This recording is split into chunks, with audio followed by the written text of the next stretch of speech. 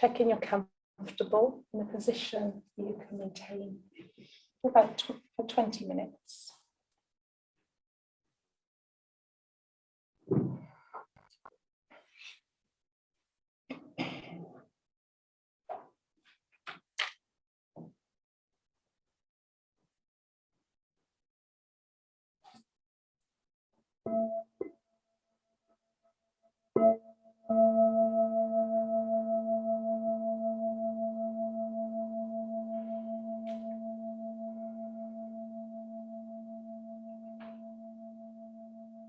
First of all, just arriving in the body.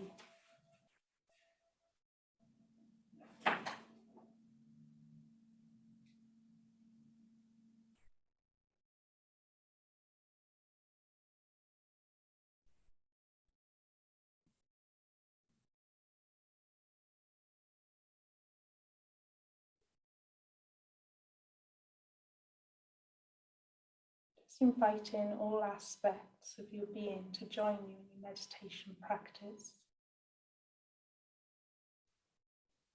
Maybe making the intention of not leaving any part out.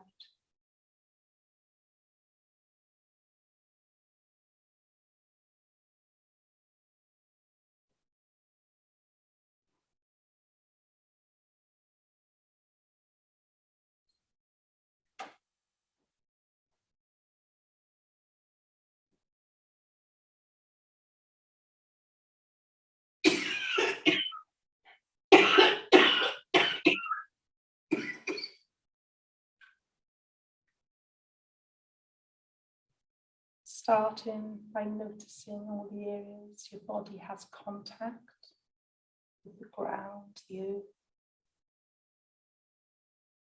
How is that?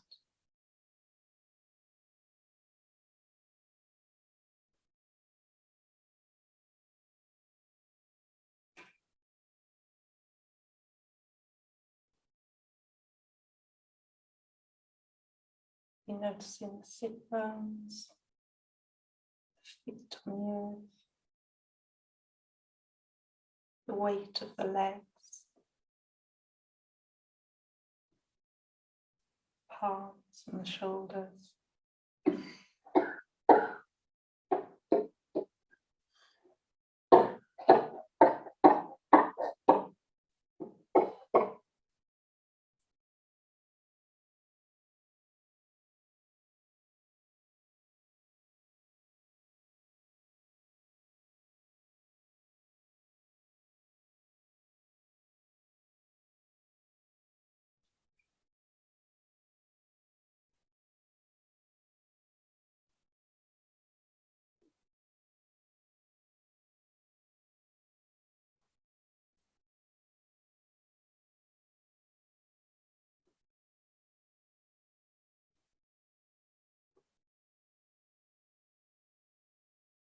Inviting the heart into our practice.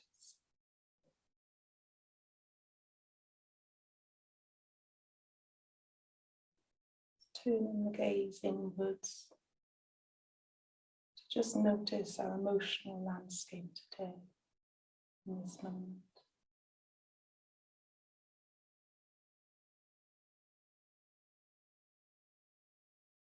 Just being with what's there kindly.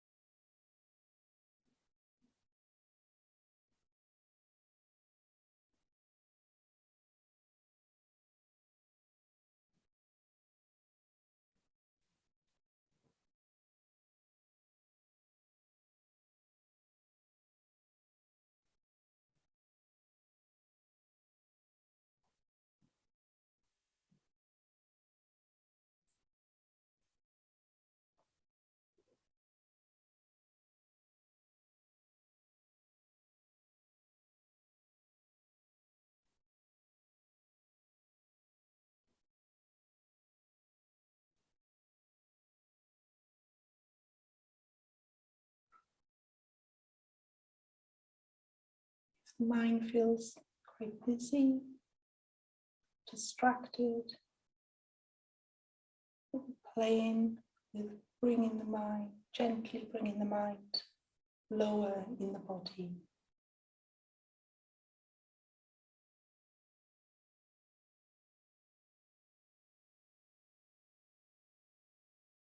Maybe to the pelvis, to the feet, or even to the space in the earth just beneath the body.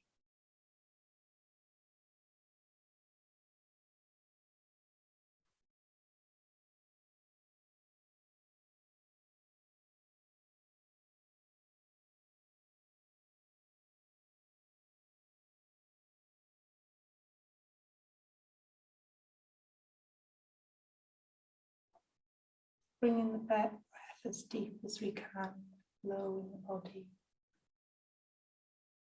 the space in the pelvis, drawing our breath from beneath the earth.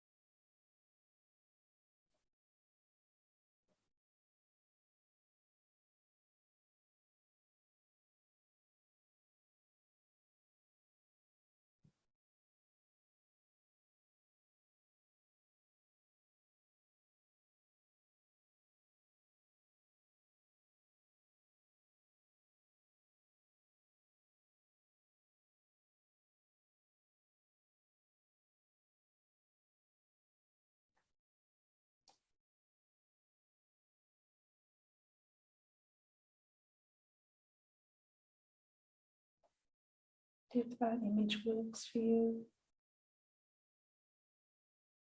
inviting you to imagine drawing a breath from the pits of the belly, from beneath the earth and up the spine.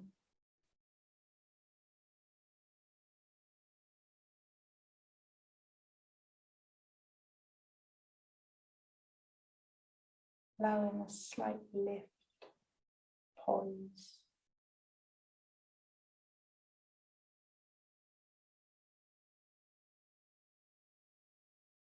The chest itself opens just a little more to the space in front. As we bring awareness to the front of the heart and the back of the heart.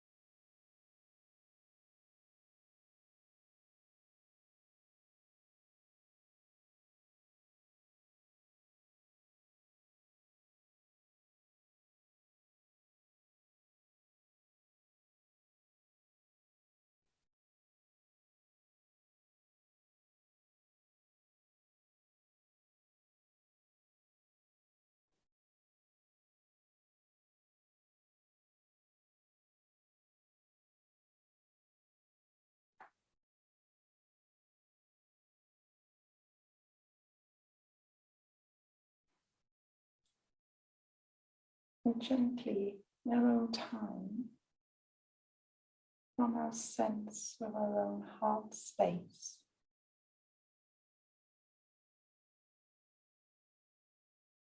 a kindly awareness towards ourselves, our own heart.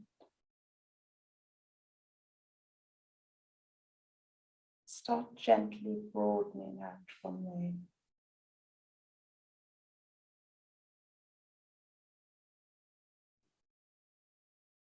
So this may start from moving from the front of the chest, the back of the chest, to other parts of the body. Maybe there's a colour or an image, or maybe nothing of that nature. Maybe a word, a sense of your own person. Gently expanding a kindly awareness outside of the body and towards others, sharing space together at the Buddhist Center, and people sharing space online.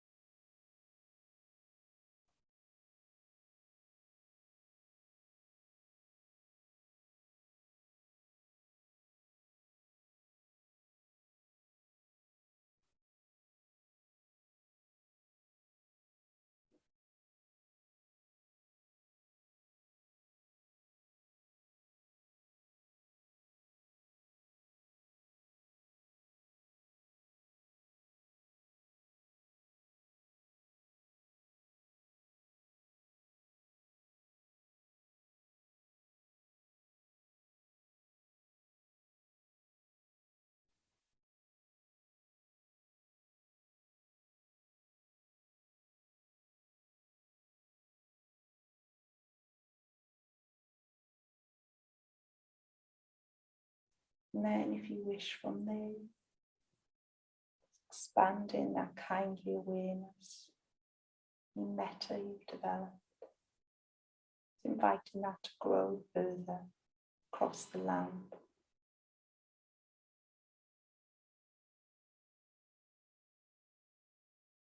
To reach other beings, animals.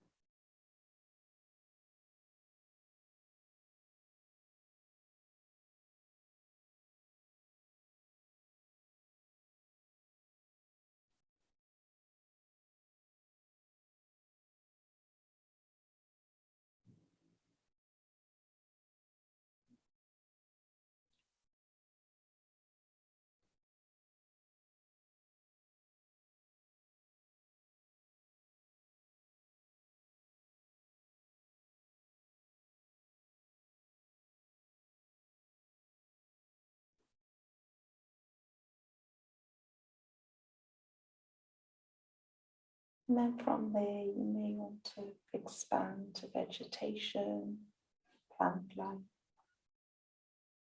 Having a sense of holding the whole world in your palm and in your heart.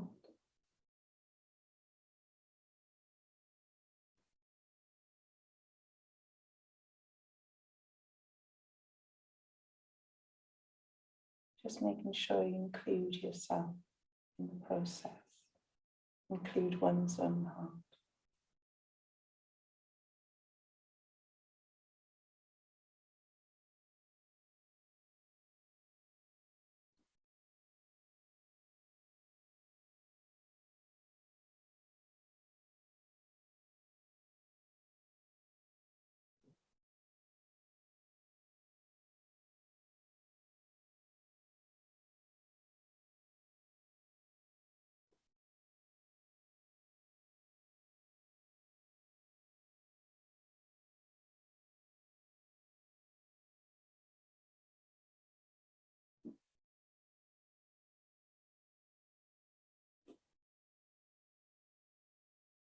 And then slowly in your own time, traveling back to a sense of groundedness and solidity of the body, feeling the density of the bones on you.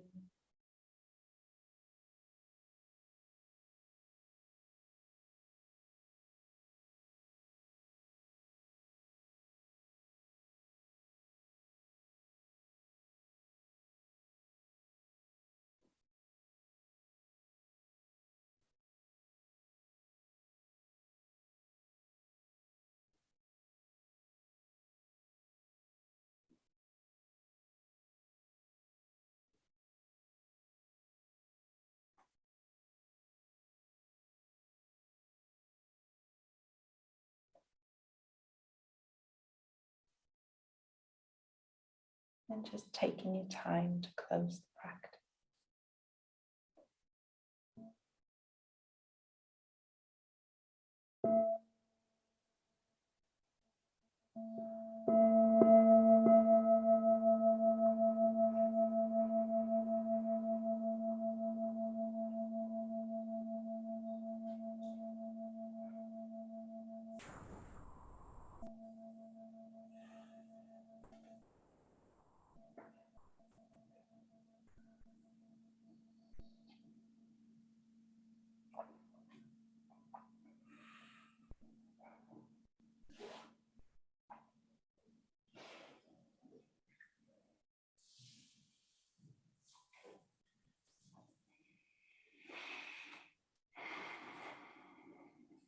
So yeah, just take your time coming out, lie down, sit by a wall, be comfortable, be warm. I'll hand over to Naravira now, who will introduce the evening and what we're going to do.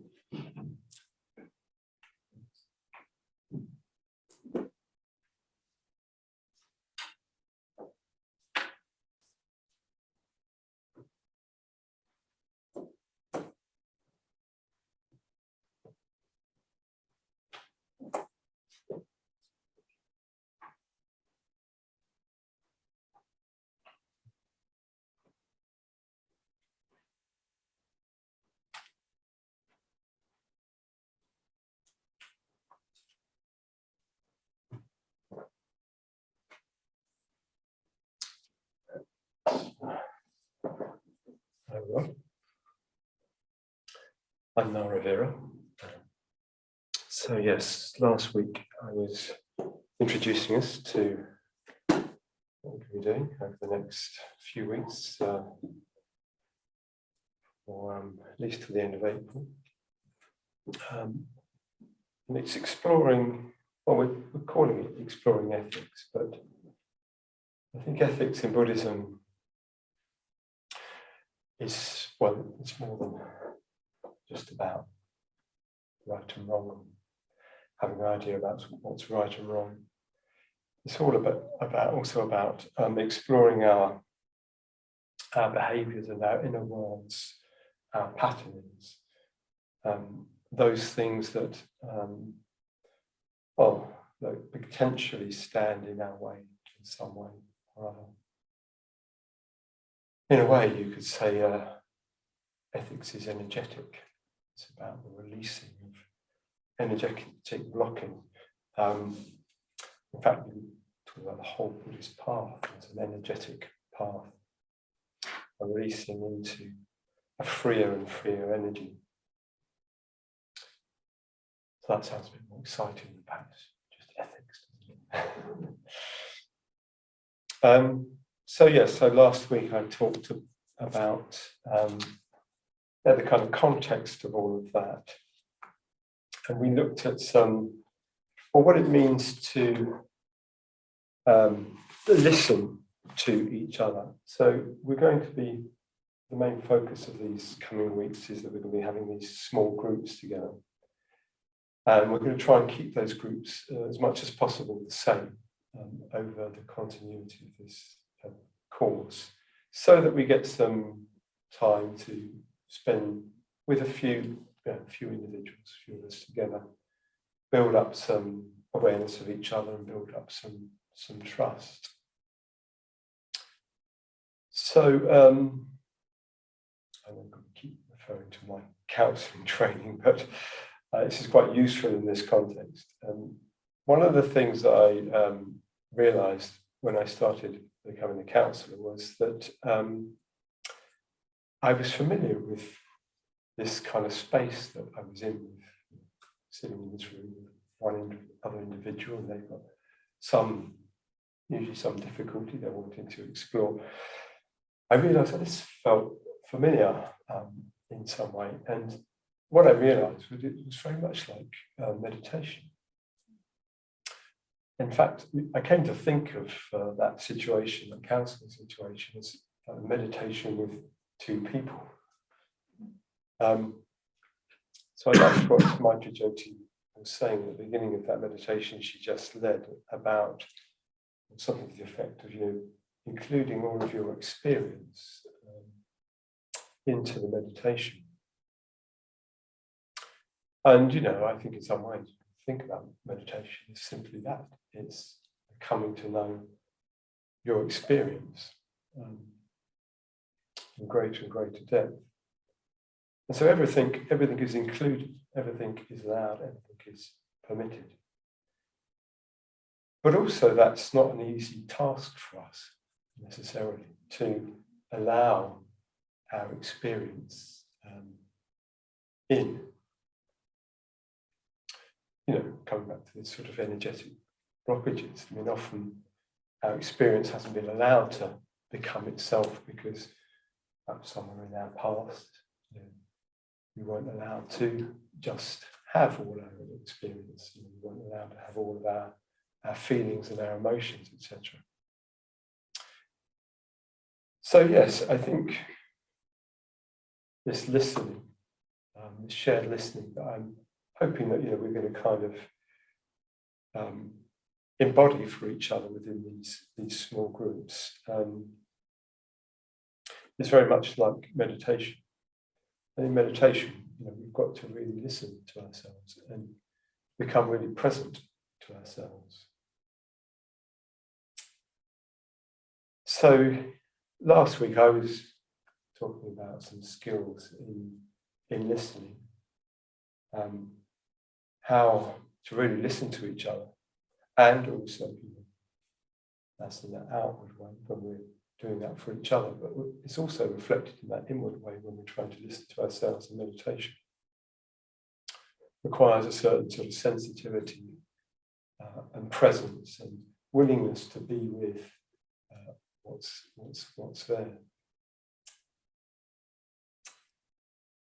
And to acknowledge what's going on. So I was saying, in our listening to each other and in the pair work, just being there, being present, acknowledging the other person.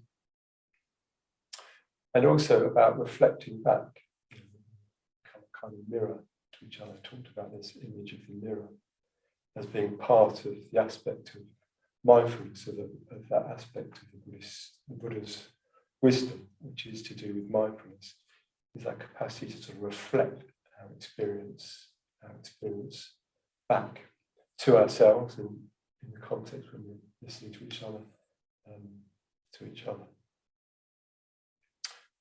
So some of you weren't here last week, so some of that might be new information. Although I'm sure if you've been practicing meditation for a while or just living, these are things that you'll be aware of. So I was going to introduce some other aspects tonight to ponder. So I think I said last week, we're having a look at some of these ideas, some of these skills. Don't get too sort of caught up, you're not trying to train to be counsellors and we can't get it right or wrong. So, be natural. But I'm putting these ideas out, and maybe, somewhere we'll sort of hear that and see that and be able to make something of that. So, tonight I was going to talk about one other really useful skill that I found in that listening situation.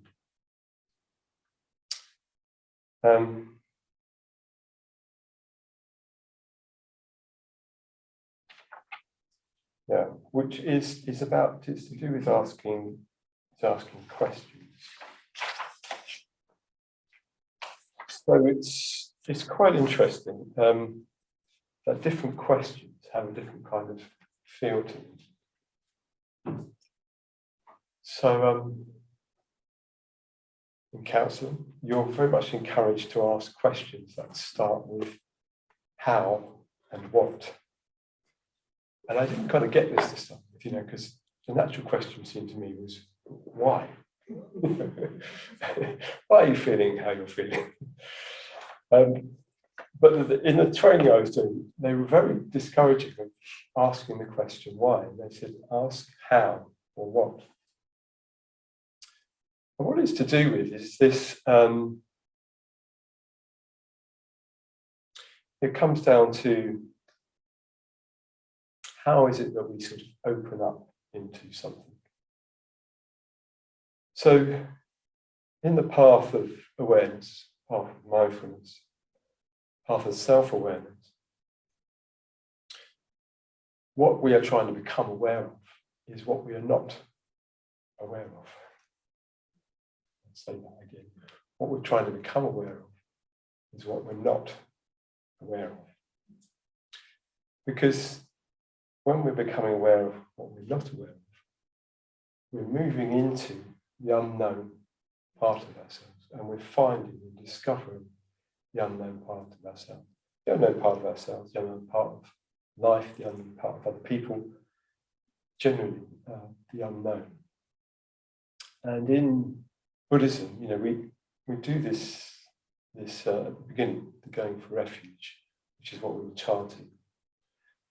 And this idea of going for refuge is a very prominent part of Buddhist practice. And, traditionally we go for refuge to the Buddha, the Dharma, and the Sangha. But I think more esoterically, what we go for refuge to is the unknown. We go from a place of the known to a place of the unknown. And that's the journey. And that's why it's exciting and interesting. It's also why it's potentially terrifying, because it's what's beyond what we know. And in a way, you can't really go for refuge to what is known, because it's already here. I know this, and this about myself. It's already here.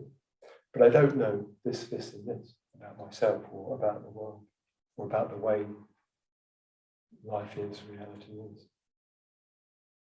So I have to take a step into the unknown. And that is what the act of going for refuge is. To me, that's what it is. It's a step into the unknown. So how, coming back to practicals, listening, how and the what open out more into that unknown space and allow or enable, help the other person to move into what is unknown.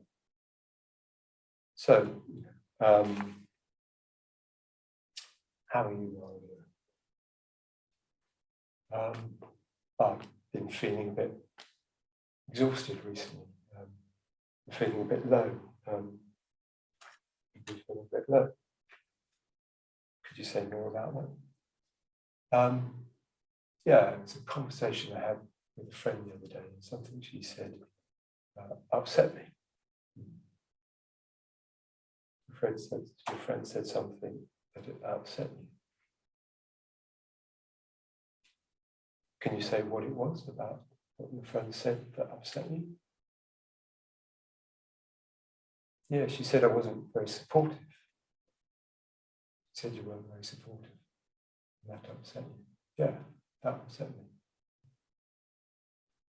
You see how those words are trying to kind of take that person more into that space. How? What way? It opens up. The question why, what it tends to do, I think, is it tends to throw you back onto trying to explain yourself. So I think because we're so used to kind of having to answer the question, we often get quite good at sort of grabbing for the first thing that sort of seems to explain that. And why is often about a kind of curiosity that wants to sort of get a ready explanation for that and sort of be done with it, I think. And it's a subtly kind of closing down question. It's not always a closing down question, because sometimes why can be useful. And obviously, day-to-day discourse, why can be useful. But in this experience, I think it can subtly close down with the why. It's a bit like we feel like we've got to sort of rationalize or validate what we've done and how we've done things. Whereas I would argue a lot of the time we don't know. So, what can help? That's basically what it's about, on that edge of moving into the unknown. What questions can help that person, help ourselves to explore that? Okay. I can see lots of you nodding. That's good. Yeah, because I think we know these things from our experience. Okay. I'm not going to say any more, I think what we'll do is we are going to get into our groups. We're going to do that this evening after the tea break. But I think maybe before the tea break, we'll just do a little bit more practicing in pairs. So last week we were just getting into pairs, practicing some of these listening skills, the active listening, just sort of receiving people, mirroring back in things like what I hear you're saying is that you feel this. And maybe sometimes asking those questions. The other thing that I think with the questions is that you don't need to ask a lot of them.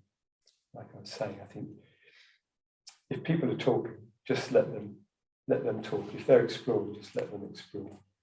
And let it be about them. It's about letting it be about them, their process being discovered. We're there to help them, just with light touches, unfold their process. Sound okay? Yeah. Okay, so let's do that for we'll just do it for about 10 minutes, just for 5 minutes each. And just get into pairs. You can just start with a question, how are you, or what would you like to talk about? Let that person just start exploring. Just sit there, listen, take in, reflect back, and if necessary, ask a question that helps to sort of expand that out for that person. Can't get it wrong. This is. Okay, so just grab the person that's near you. Hi all. Are you all up for going? Right. Draw that to our close, however you want.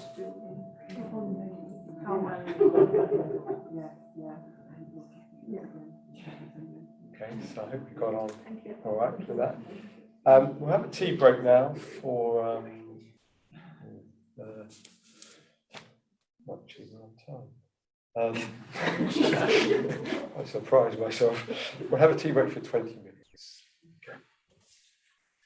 Tim, can you get the controller to mute the throne room so that we can have a Come to the point where we're going to go into our small groups, which we are going to try and keep ourselves together in those small groups as much as we can over the next few weeks, 4 weeks or so.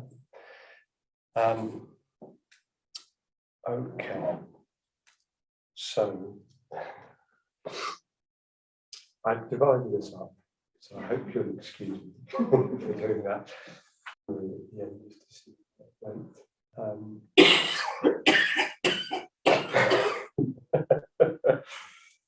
But I don't know, maybe just if there's anything anybody wants the feedback or any question anyone wants to ask. It's quite difficult not to interject with some suggestion or other. Isn't it? We want to say. Well, okay, yeah, I know. I mean, one of the things I did when I started learning all this stuff was I realised that I wasn't listening to my wife. What I was trying to do with my wife was I was trying to solve her problems. It was not what she wanted. So yeah, what I would suggest is only do that if the person invites it.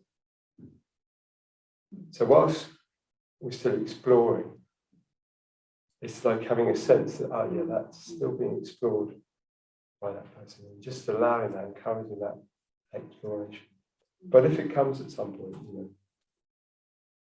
one of you might suggest it. Do you want some suggestions? And that person can then say yes or no, rather than I would say jump in. So, okay. Yeah. I've forgotten something that I'm now going to tell you. Is that next week we're not going to be here doing this because next week it's going to be Kath knows. I'm going to be a celebration for women who are going to be ordained. That's happening next week. So next week, very different. You're all welcome to come along to that, and that'll be a wonderful and joyous occasion. But there are several. I don't know how many. 4 going to be. 5 of us. It's 5 of you going. I don't know if 4 are going to be here. I think all 5. Oh, 5. Oh, fantastic. Okay.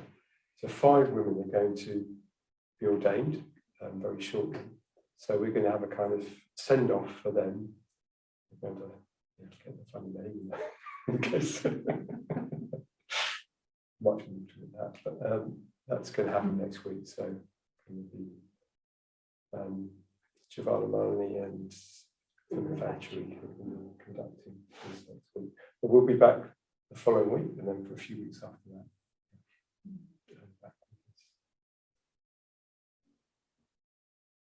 Anything else? I just found it quite strong, just how much you can learn from someone, just in that short space of 20 minutes of listening, and I guess holding more silence than you normally would as a listener. And just reminding me personally of the power of witnessing and being witnessed in that process. It's almost enough, isn't it? Just in itself. To really be witnessed.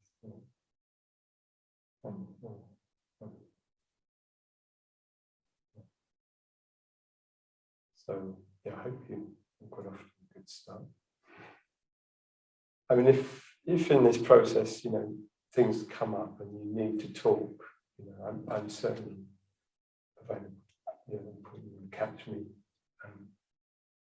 I also have a email address online. So if if something, because strong stuff can come up in these situations. Don't feel that if that happens, then you've got nowhere you can go. You can bring it to that group, maybe if that's possible, but maybe if there's something that isn't, you want to talk about. All right, should we be okay to leave it there for tonight?